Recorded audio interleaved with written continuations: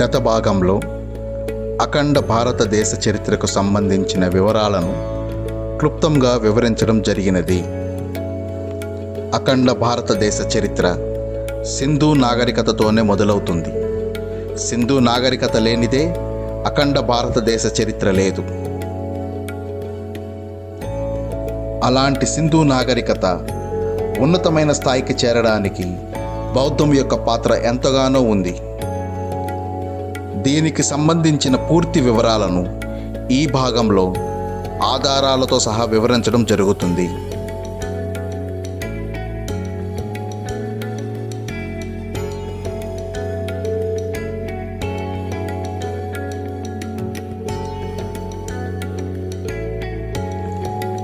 రెండు 2500 BCE మరియు 1900 BCE మధ్యకాలంలో సింధు నాగరికత ఎంతో ఉన్నతమైన స్థాయిలో వర్ధిల్లింది.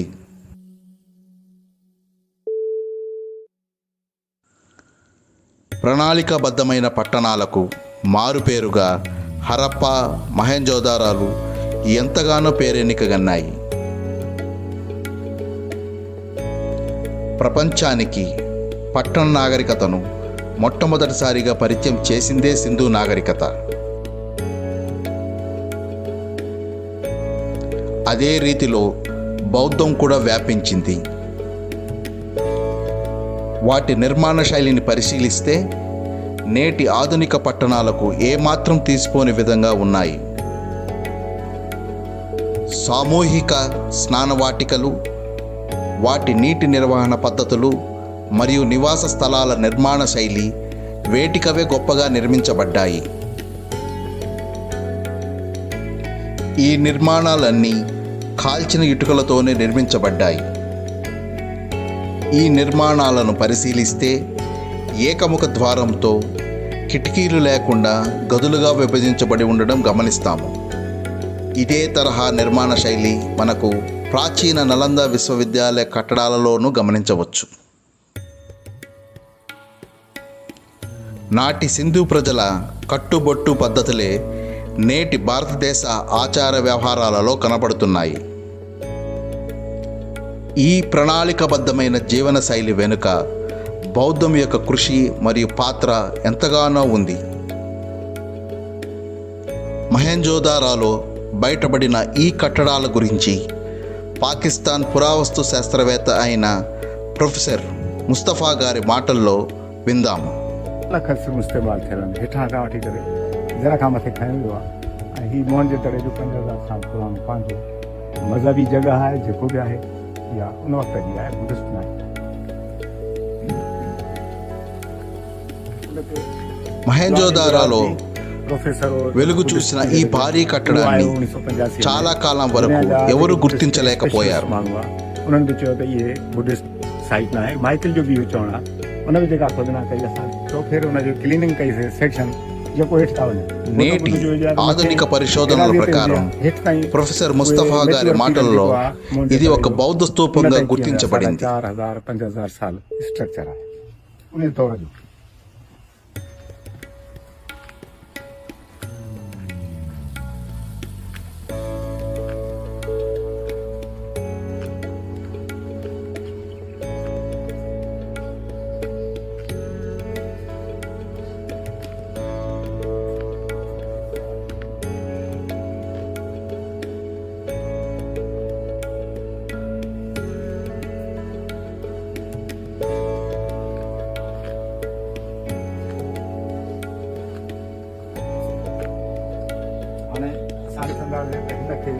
अंदर दाख़िल थियण लाइ ॿ तरफ़ खां ज़रूरत आहे. पोइ वरी अंदर गेट खां वञी पोइ हिकिड़ी ॾाकण हिन तरफ़ तरफ़ फिरंदी मथे हली थी वञे. इहा ॾखण तरफ़ ॾाकण आहे जंहिं लाइ स्टेप ठहंदा ठहंदा मथे ॿिन्ही पासनि मथे पहुचण लाइ मथे वञी करे इबादत करे वरी ॿिए रस्ते खां अचणु इहो कोन मज़हब में हुयो आहे. या घणनि माण्हुनि जे करे जे वन वे आहे, वञण वारा हिकिड़े तरफ़ वञनि ऐं मोटण वारा ॿिए तरफ़ वञनि.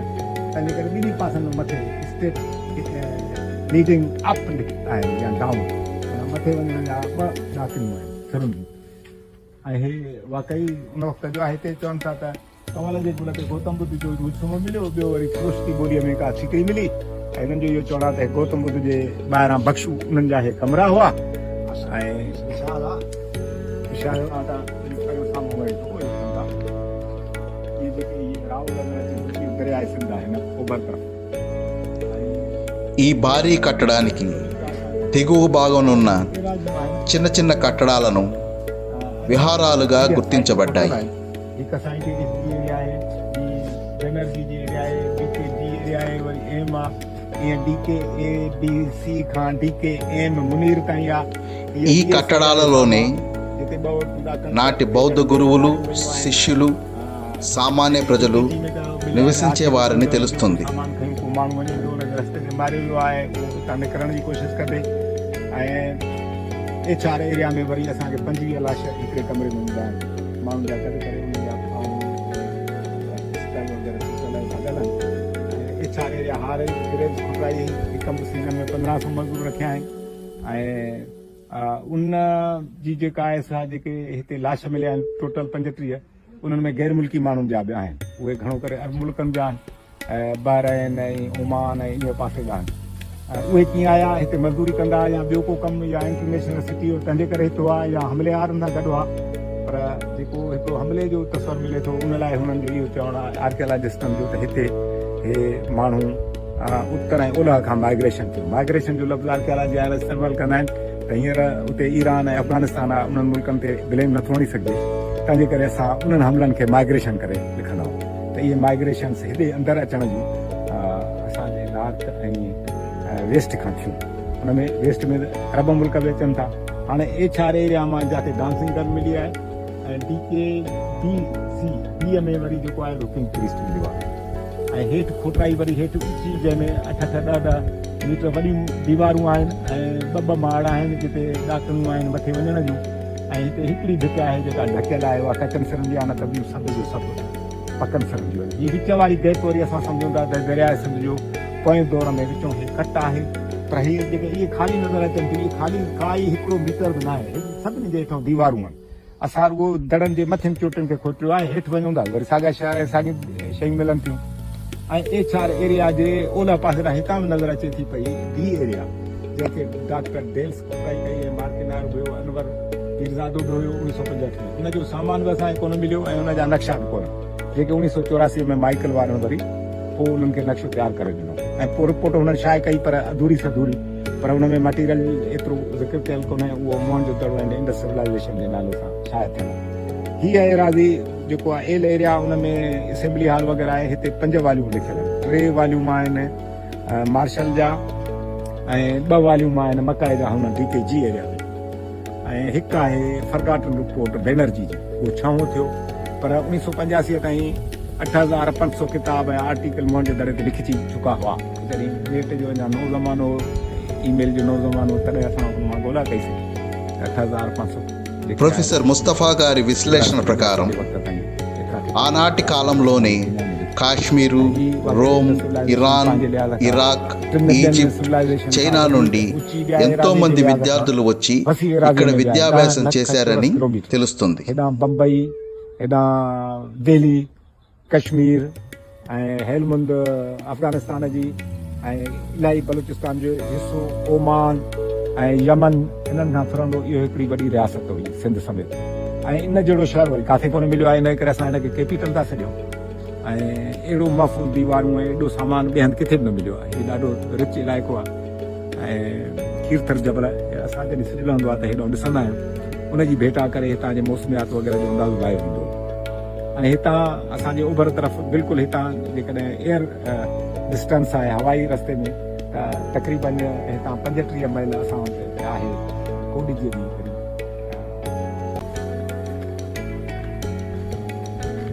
ऐं D एरिया असांजे D एरिया, धामा एरिया, हे मथियों दौर, पोइ जो दौर आहे. ऐं हेठियों दौर पोइ आहे जिन हेठि शहर जी माण्हू खे ख़बर ई कान्हे. हे हिन जी तबाही खां पोइ मथियों शहर ठहियो आहे. हे मथियां कमरा ऐं हिन ॾिसंदो हिन में अंदरि अचण जो दरवाज़ो आहे जेको लेटर ब्लॉकिंग आहे. ऐं वरी हूअ दीवार हुन गिटीअ खे पूरे थी छॾे. हीउ विरांडो आहे हिकिड़े कमरे जो, पर वरी हुननि जेका भित ठाही आहे उन खे कट करे बंदि थी करे. त असां ईअं दौर कंदा आहियूं त हे शहर जो फेस हेठों वारो नेचुरल फेस आहे, उहो वरी लेट फेस आहे मथे.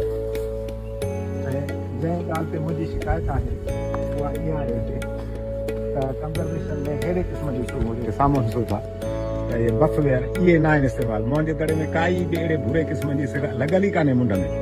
सभु गाड़ियूं शुरू आहिनि ऐं इहे ॻाल्हियूं शुरू कॾहिं थींदियूं आहिनि जॾहिं उन्हनि जी कंट्रोल टेम्परेचर ते उहो सभु दड़नि ते हीअं ॿिहारींदो परे पासे ॾे उन पासे ॾे सॼो कुझु నాటి వాతావరణ పరిస్థితులకు అనుకూలంగా ఈ కట్టడపు గోడలు చాలా మందంగా కట్టించడం జరిగినది. या मैच ही नथी करे ऐं कंज़र्वेशन प्रिजर्वेशन जे असूलनि मुताबिक़ इहा सिरहानी न आहे।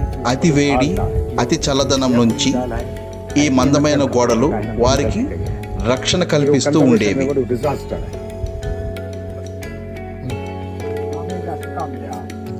ఇలాంటి నిర్మాణ శైలినే నేడు బయటపడుతున్న ఎన్నో బౌద్ధ కట్టడాలలో మనం గమనించవచ్చు. దీనిని బట్టి మనకు అర్థమవుతున్న విషయం ఏమిటంటే సింధు నదీ నాగరికతలోనే మొట్టమొదటి విశ్వవిద్యాలయ సంస్కృతి పుట్టిందని. తర్వాత ఈ సంస్కృతిని బౌద్ధ గురువులు అఖండ భారతదేశమంతటా వ్యాపింపజేశారు. భారత పురావస్తు శాఖ వారు వెలికి తీసిన ఎన్నో ప్రాచీన బౌద్ధ నిర్మాణాలు విశ్వవిద్యాలయాలు నాటి సింధు నదీ నాగరికత నిర్మాణాలకు మధ్య ఎంతో సారూప్యత కనపడుతుంది. మహేంజోదరోలో బయటపడ్డ స్తూపంతో భారతదేశంలోని ప్రాచీన బౌద్ధ స్తూపాలను పోల్చి చూస్తే వీటి మధ్య గల సారూప్యత ఏమిటో మనకు అవగతమవుతుంది. ఈ విశ్లేషణ అంతా మనం పరిశీలిస్తే సింధు నాగరికతపై బౌద్ధం యొక్క ప్రభావం ఏ విధంగా ఉండేదో అర్థమవుతుంది. బౌద్ధం అనేది ఒక మతం కాదు, ఇది ఒక మార్గం మరియు జీవన విధానం. బౌద్ధంలోని సేవాతత్వం, జ్ఞానబోధన లాంటి అంశాలకు నాటి ప్రజలు ఎంతగానో ఆకర్షింపబడ్డారు. సుమారు 3000 BCE 500 BCల మధ్యకాలంలో 28 మంది బౌద్ధ గురువుల ఆధ్వర్యంలో బౌద్ధం బలమైన పునాదులతో ప్రపంచానికే మార్గదర్శకమైనది. దీనికి సంబంధించిన పూర్తి విశ్లేషణను భారతదేశ ప్రముఖ చరిత్రకారుడు, రచయిత, భాషా శాస్త్రవేత్త, ప్రొఫెసర్ అయిన డాక్టర్ రాజేంద్ర ప్రసాద్ సింగ్ గారి మాటలలో విందాం. मेरा जो मानना है कि तथागत बुद्ध के पहले भी बुद्ध थे। इतिहासकारों को इस पर विचार करना चाहिए। आप सम्राट अशोक के स्तंभों के आधार पर भारत का इतिहास लिखते हैं, नो डाउट। आप देखिएगा कि सम्राट अशोक ने पूरी एक अपनी रिसर्च टीम बनाई थी। यह बात वेन्सांग ने अपनी डायरी में लिखी है कि तथागत बुद्ध की खोज के लिए बाकायदे सम्राट अशोक की टीम थी, शोधकर्ताओं की। वो जा जा करके खोज करते थे कहां क्या है क्या नहीं है। तो सम्राट अशोक की अपनी सीमाएं थी। उस लिमिटेशन के अंतर्गत उन्होंने कुछ पुराने पहले के बुद्धों के स्तूपों की भी खोज कराई थी। यह इतिहास गवाह है कि सम्राट अशोक ने न केवल तथागत बुद्ध की बल्कि तथागत बुद्ध के पहले के बुद्धों के स्तूपों की भी खोज कराई थी। बुद्ध के पहले बुद्ध को मानते ही नहीं है कि तथागत बुद्ध के पहले भी बुद्ध हुए, और जब तक इसको नहीं मानेंगे आपका इतिहास सीधा नहीं होगा। और तथागत बुद्ध से पहले बुद्ध को नहीं मानने का दुष्परिणाम यह हुआ कि जितने भी स्तूप मिलते हैं भारत में सबको हम लोग मौर्य काल और कुषाण काल में ले जाते हैं खींचकर। गुप्त काल में तो मंदिर बनाने लगते हैं, कि गुप्त काल में स्तूप बना ही नहीं। तो आपको इतिहासकारों को स्तूपों को घुसाने का समय मिल रहा है केवल मौर्य काल और कुषाण काल। माने 200-400 साल में इतने स्तूप बन गए, इतने प्रकार के स्तूप बन गए। मिट्टी के स्तूप बन गए, ईंट के स्तूप बन गए, पत्थर के स्तूप बन गए, संगमरमर के स्तूप बन गए। छोटा स्तूप बना, मझोला स्तूप बना, बड़ा स्तूप बना, सबसे बड़ा स्तूप बना, जमीन पर स्तूप बने, वेदी पर स्तूप बने, सीढ़ीदार स्तूप बने। इतनी डिजाइन है, क्या ये कहीं काल में सब संभव है? स्तूप के नाना प्रकार हैं। अभी तो धमचक प्रकार के स्तूप की चर्चा ही नहीं होती है, जिसमें तीलियां बनी होती हैं, जो संघोल में है। संघोल के स्तूप को आपने देखा? संघोल के स्तूप को देखिए, पंजाब में संघोल है, धमचक प्रकार का स्तूप है। किसी में 32 तीली है, किसी में 8 तीली है, ऐसे गोला वृत्त में। ये धमचक प्रकार का स्तूप है। सांची भरौत स्तूप का कंस्ट्रक्शन अलग है, सारनाथ के स्तूप का कंस्ट्रक्शन अलग है। और यही धमचक प्रकार का स्तूप कहां से मिलता है? धोलावीरा से, जो इंडस वैली सिविलाइजेशन का महत्वपूर्ण स्थल है। अब उसमें तीलियां कितनी हैं? लिखा है कोड़ागमन बुद्ध का नाम, लेकिन नाम में वेरिएशन है। वहां कनक मुनि बुद्ध लिखा हुआ है और वहां पर स्तूप था। तो सम्राट अशोक ने एक तो शाक्य मुनि बुद्ध के जन्म स्थल पर पिलर खड़े करवाए, स्तूप बनवाए, और उनके पहले जो बुद्ध हुए, एक कोड़ागमन बुद्ध, उनका भी स्तंभ बनवाए। स्तंभ तो है, आपको तो मानना ही पड़ेगा।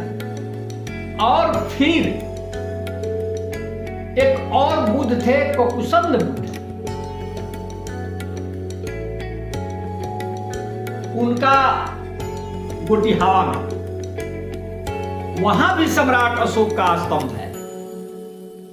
अब पहले का बना हुआ स्तूप, यहां कोड़ागमन बुद्ध का जहां जन्म स्थल है निगलिहावा में, तो उस पर लिखा हुआ है कि यहां के स्तूप को हमने विस्तारित कराया, माने बढ़वाया। इसका मतलब क्या? इसका मतलब कि वो स्तूप सम्राट अशोक से पहले का बना हुआ था।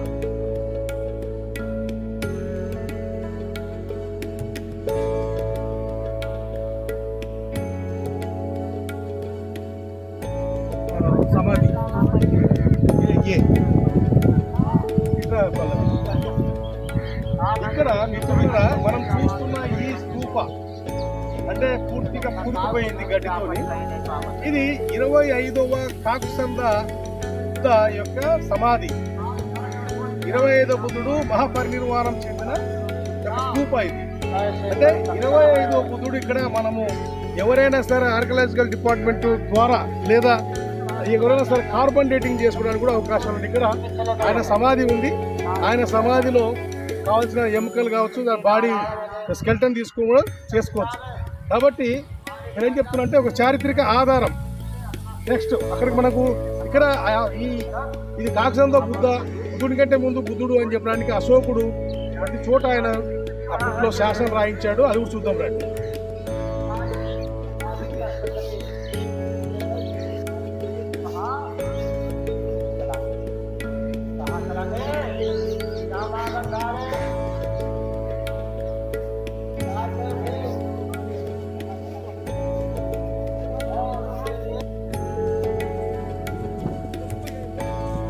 तो ककुसंद बुद्ध का मैं कह रहा था, वहां गोटिहावा में वो स्तंभ आज भी सम्राट अशोक का है, लेकिन वो टूटा हुआ है। 4 मीटर के आसपास आज भी ऊंचा स्तंभ उनके गांव पर है। गोटिहावा में आप जाकर के देख सकते हैं। और वही डायमीटर है जो सम्राट अशोक के स्तंभों का है। तो वहां के चारकोल की जांच हुई है मियामी में। मियामी सबसे समृद्ध लाइब्रेरी है, ये लेबोरेटरी है कार्बन डेटिंग का। तो वो जो रिपोर्ट दी है 800 ईसा पूर्व BC, बिफोर क्राइस्ट, 800 चारकोल का वहां का। ये कितना क्लियर है। तथागत बुद्ध अगर 6ठी शताब्दी ईसा पूर्व में थे तो 7वीं शताब्दी ईसा पूर्व में कसम बुद्ध थे।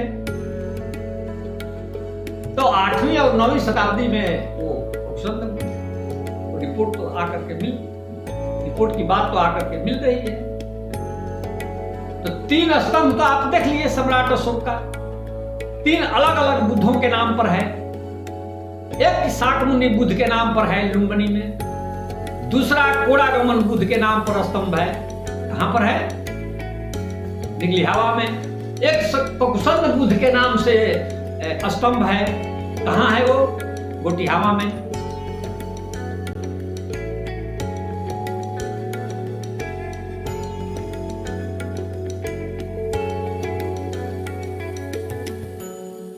अशोक के स्तंभ पर उनका नाम है, निगलिहावा में। भरहुत स्तूप पर कोड़ागमन बुद्ध का नाम लिखा है। कंगनहली की मूर्ति पर कोड़ागमन बुद्ध का नाम लिखा है।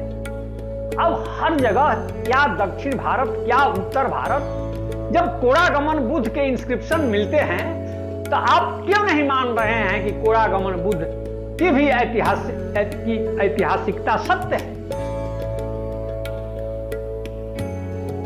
और कोड़ागमन बुद्ध की मूर्ति भी मिलती है सप्त बुधों के बीच में। कहां? एलोरा गुफा संख्या 12 में। एलोरा की गुफा संख्या 12 को स्क्रीन पर दिखाइए। ये सप्त बुध हैं, 7 बुध हैं, उसमें से 5वें बुध सप्त बुध में कोड़ागमन बुद्ध हैं। सांची के स्तूप पर भी है। तो सांची का स्तूप, एलोरा की गुफा, सम्राट अशोक के अभिलेख, भरहुत स्तूप, कंगनहली की मूर्ति, क्या सब झूठे ही हैं? इसमें सच्चाई है? ये तो मैंने आर्कियोलॉजिकल बात किया, पुरातात्विक बात किया। यदि पुरातात्विक बात को साहित्य भी सपोर्ट करे तो समझिए कि उसमें सच्चाई है। मैं कहूंगा कि फाहियान की जो भारत यात्रा पुस्तक है उसका वो पन्ना दिखाइए जिसमें कश्यप बुद्ध, ककुछंद बुद्ध और कनक मुनि बुद्ध का उल्लेख है। देखिए, ये फाहियान की पुस्तक, उनकी डायरी का 21वां खंड है, 21 खंड में देखिए 3 बुद्ध के गांव गए थे। कौन? फाहियान। और कोड़ागमन बुद्ध के जब गांव गए थे तब वो कहां से गए थे? ककुसंद बुद्ध के गांव से।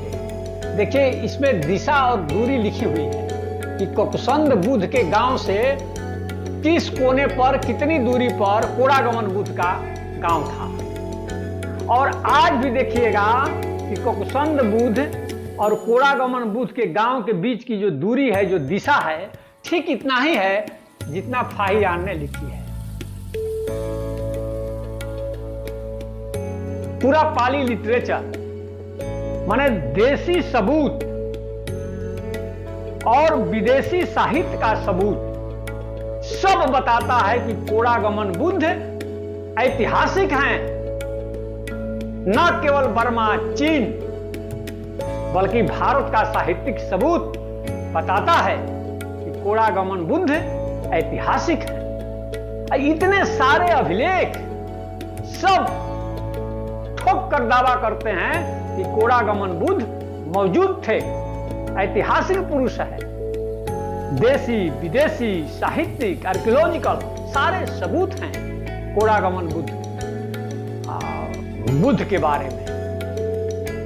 आज इतना ही, फिर बात होगी।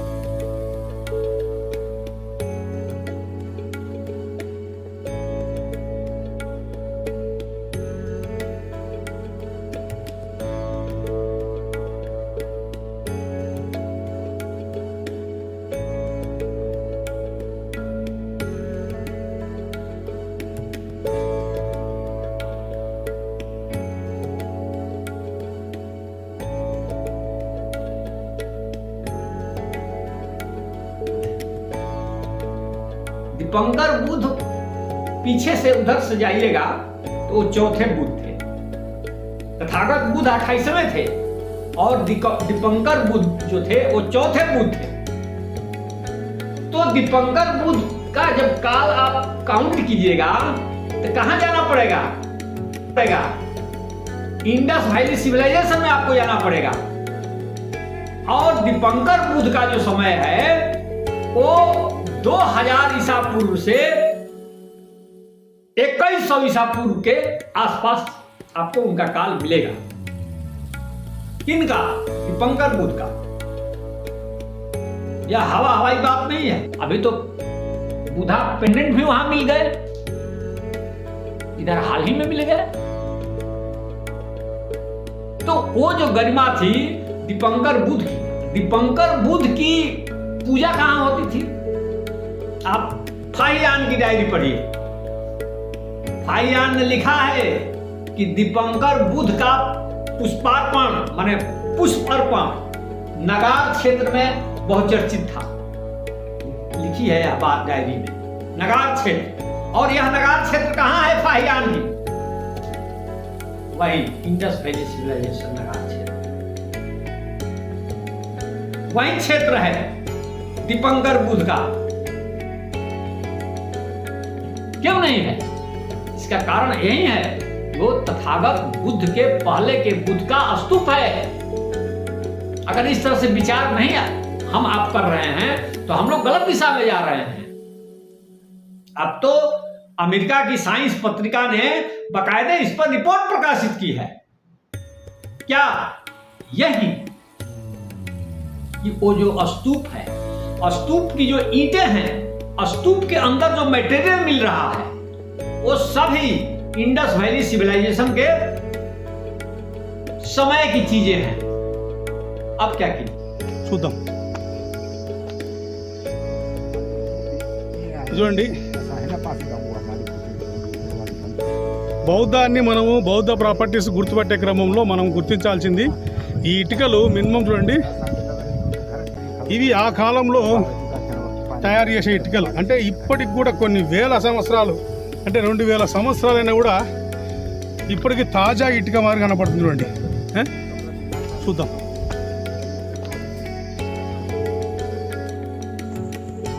ఒకానొక సందర్భంలో గౌతమ బుద్ధుడు తన శిష్యులను ఉద్దేశించి తాను మొదటి బుద్ధుడు మరియు చివరి బుద్ధుడు కాదని వ్యాఖ్యానించినట్లు తెలుస్తుంది.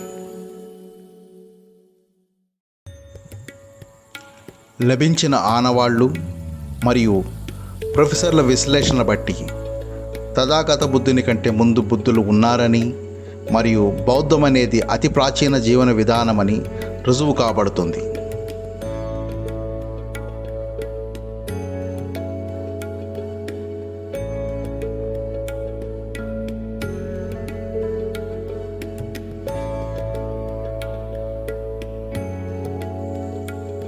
తర్వాతి భాగంలో సింధు నాగరికత అంతరించిపోవడానికి గల కారణాలు, తర్వాత జరిగిన పరిణామాలు, బౌద్ధం యొక్క విస్తరణ మరియు జనపదాలు, మహాజనపదాలు ఎలా అవతరించాయో వివరంగా తెలుసుకుందాం.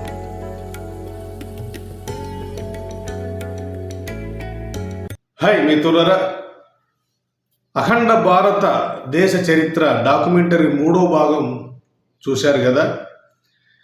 ఇక 4వ భాగానికి ఈ యొక్క శ్రామిక వర్గాల నుంచి నాగరికతలు ఎలా అభివృద్ధి చెందాయి, రాచరిక వ్యవస్థలు ఎలా అభివృద్ధి చెందాయి, అసలు ఆ కాలంలో పరిపాలన విధానాలు ఎలా ఉండేటివి, ఆ కాలం నాటి యొక్క స్థితిగతులు, అలాగే ప్రజాస్వామ్యము సింధు నాగరికత నుంచి ఉంది అనే విషయాన్ని మీకు తెలియజేస్తున్నందుకు సంతోషంగా ఉంది.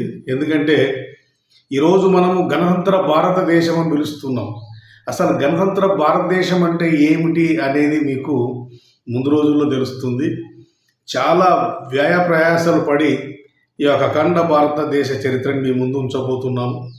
చాలా హార్డ్ వర్క్ చేస్తున్నాం మిత్రులారా. ఈ యొక్క సాక్ష్యాల కోసం నేను దేశవ్యాప్తంగా బైక్ వేసుకొని తిరుగుతున్నాను. మీరు చూస్తూనే ఉన్నారు. మీ అందరి సపోర్ట్తోనే నేను ముందుకు పోగలుగుతున్నాను. కాబట్టి మిత్రులారా, ఇది ఒక నా కోసమో లేకుంటే వ్యక్తిగతమో కోసమో కాదు, ఇది మన కోసం, మన చరిత్ర, దాచబడ్డ చరిత్ర, అణచబడ్డ చరిత్ర, మన చరిత్రను మనం తెలుసుకోవాల్సిన అవసరం చాలా ఉంది. మిత్రులరా, మీరు చేయాల్సిందల్లా ఏంటిదంటే, ఇది నేను చూశాను కదా, నేను తృప్తి పడ్డాను కదా అనేదాన్ని కాకుండా, ఇది అఖండ భారతదేశ చరిత్ర, భారతదేశం మొత్తం వెళ్ళాల్సిన పరిస్థితి ఉంది, ప్రతి ఇంటికి వెళ్ళాల్సిన పరిస్థితి ఉంది. అందుకోసమే మేము వెబ్ సిరీస్ కాకుండా, అంటే ఓటీటీలో ఎక్కడో చూపిస్తే దాన్ని కొంత ఆర్థిక భారమైనా కూడా చూపించవచ్చు, కానీ అది కేవలము డబ్బు పే చేసుకొని చూసుకునే వాళ్ళకి మాత్రమే వస్తుంది. అందుకే యూట్యూబ్లోనే మేము దీన్ని టెలికాస్ట్ చేస్తున్నాం. యూట్యూబ్ ప్రతి ఒక్క ఇంట్లో, ప్రతి మొబైల్లోకి వెళ్తుంది. కాబట్టి మీరు చేయాల్సిన విషయం ఏంటిదంటే, మీరు చూసిన వెంటనే షేర్ చేయండి. మీ యొక్క వాట్సాప్ గ్రూపులు, మీరున్న గ్రూపుల్లో, వాట్సాప్ గ్రూపుల్లో షేర్ చేయండి. అలాగే సోషల్ మీడియాలో వీలైతే మీ ప్రొఫైల్లో ఒక పోస్ట్ పెట్టండి.